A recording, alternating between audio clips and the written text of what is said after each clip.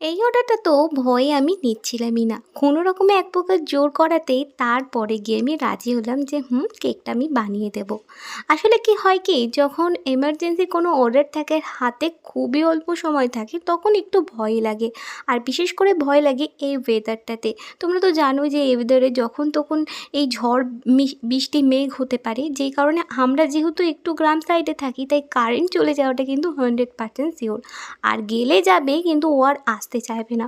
সত্যি বলতে এই ভয়েই আমি এমার্জেন্সি অর্ডারগুলোতে একটু নাকচ দেখাই। তো এবারেও তাই হয়েছিল। আমাকে রাত 10টার সময় ফোন করে কি ওর পরদিন দুপুর 12টার মধ্যে কেকটা লাগবে। তো আমি তো প্রথমে শুনেই বললাম যে এতটুকুনি টাইমের মধ্যে কেকটা আমি ডেলিভারি করতে পারবো না। তো তখন ও আমাকে বলে যে দিদি, আমার ভীষণ এমার্জেন্সি, তুমি প্লিজ দয়া করে বানিয়ে দাও। তো ওর অতবারের রিকোয়েস্টে তখন আর না করতে পারিনি। তো সেই মতো রাত 10টার দিকেই আমি কিন্তু কেকের স্পঞ্জটা রেডি করে ফেলি। দেন ভোরবেলা উঠে বাকি কাজটা করি। তো সবথেকে ভালো হয় ভোরবেলা আর মাঝরাতের দিকে, কেননা তখন কারেন্টের খুব একটা ডিস্টার্ব দেখেছি হয় না। তো দেখো সেই মতো কাজ শুরু করে দিই। আর সত্যি বলতে তোমরা হয়তো অনেকেই ভাবো যে এই তো একটা কেক বানানো, এত কি, এই কোনো কষ্টই নয়। কিন্তু ট্রাস্ট মি, একটা কেক বানাতে অনেকটা সময় সাপেক্ষ ব্যাপার, অনেকখানি খাটনিরও একটা ব্যাপার থাকে।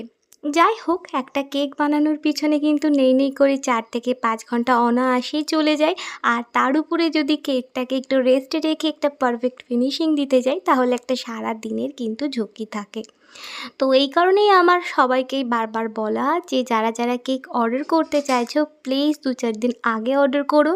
আর যারা বড় কেক কাস্টমাইজভাবে নিতে চাচ্ছো, তারা অন্তত 7 দিন আগে অর্ডার করো। কারণ আমাদের কাছে রেডি কিছুই থাকে না। আমি একটা কথা সবসময় বলি, যেহেতু আমরা হোম বেকার, আমরা কিন্তু কোনো কেককে রেডি করে রাখি না। চেষ্টা করি সঙ্গে সঙ্গে উইদাউট প্রিজারভেটিভের কাজ করে তোমাদের হাতে তুলে দেওয়ার।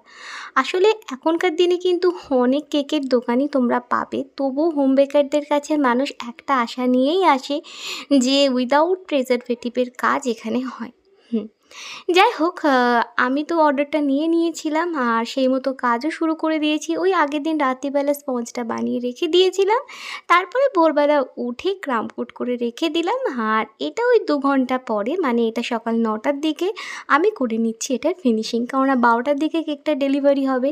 আর এই গরমে কেককে সঙ্গে সঙ্গে রেডি করে ডেলিভারি কিছুতেই করা যায় না। মোটামুটি 2 ঘন্টা তো ফ্রিজে রাখতেই হবে।